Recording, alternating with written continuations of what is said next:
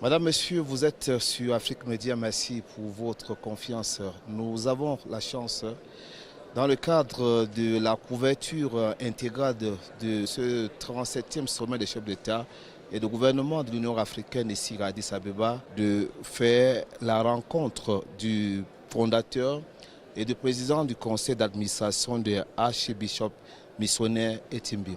Président, merci de répondre à nos questions. Il faut déjà commencer par dire qu'il y a quelque temps, vous avez gagné un prix auprès de l'UNESCO. Est-ce que vous pouvez nous dire en quoi consistait ce prix et peut-être commencer par présenter votre fondation? Je vous remercie, je remercie toute la direction de Afrique Média et que cette rencontre a pu être effective ici à Addis Abeba. Effectivement, je suis son éminence l'archevêque Etimbi Gilbert, président fondateur de la Etimbi Family Foundation, entendez par là la fondation Etimbi pour les familles.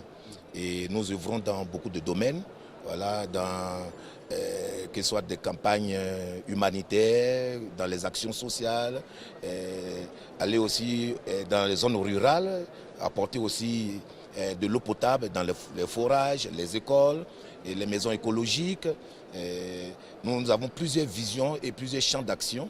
Et cela a fait que dernièrement, le 26 février, précisément, nous avons reçu un prix de l'UNESCO à Abidjan, voilà, dans le cadre de tout ce que nous faisons comme au temps de la Covid, où nous avons vraiment eu des actions pour pouvoir faire des campagnes de vaccination au niveau du Cameroun, de l'Afrique et dans plusieurs zones. Et cela a fait que nous avons participé à cette éradication d'une manière ou d'une autre de cette maladie aujourd'hui qui est derrière nous. Et nous rendons grâce à Dieu pour ça. Et plusieurs autres actions à notre actif qui nous ont permis d'être aujourd'hui invités officiellement par les chefs d'État pour participer à la 37e conférence ici de l'Union africaine, ici à Addis Abeba, en Éthiopie. Alors, quel est le message que vous êtes venu porter ici à l'endroit des chefs d'État et par là même à l'endroit de toute la population africaine? Vous savez que nous sommes plus proches des populations, déjà par l'éthique de nos différentes fonctions que nous exerçons, voilà, ecclésiastiques. Nous allons dans les zones rurales, que ce soit dans les villes, les couches défavorisées, la vieillesse abandonnée, la malnutrition, la famine, le manque de sécurité, le manque de paix, la maltraitance au niveau des familles, au niveau de l'enfant, et de tout genre.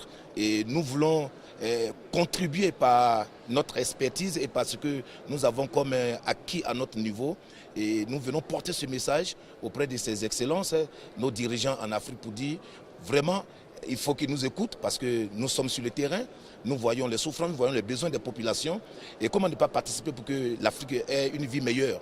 Voilà, il n'y a pas plus grande grâce que Dieu puisse donner vraiment à l'humanité, surtout l'Afrique. On dit que c'est le berceau de l'humanité. Et vous voyez qu'étant ici en Éthiopie, nous voyons que tout le monde a l'oreille attentive pour savoir, pour connaître. Nous sommes comme des émissaires, comme des missionnaires qui allons dans les régions et qui revenons avec des rapports pour dire non, ici, vraiment dans tel endroit, ils se sentent abandonnés, ils n'ont pas d'électrification, ils n'ont pas d'école, ils n'ont pas de maison, et ils sont dans la famine, ils sont abandonnés. Il y a tellement d'injustices, des gens dans la famille, au niveau des enfants, et nous voulons apporter ces corrections-là. Mais avec nos propres moyens, nous faisons ce que nous pouvons faire à notre niveau.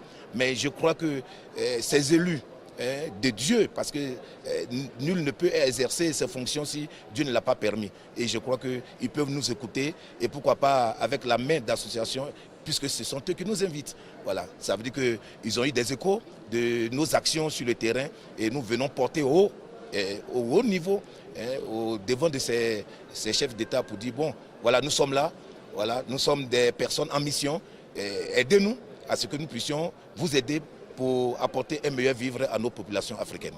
Il faut dire qu'au cours de cette année 2024, vous voulez célébrer l'enfant africain avec des thématiques axées sur la lutte contre la maltraitance et aussi l'exclusion des enfants handicapés.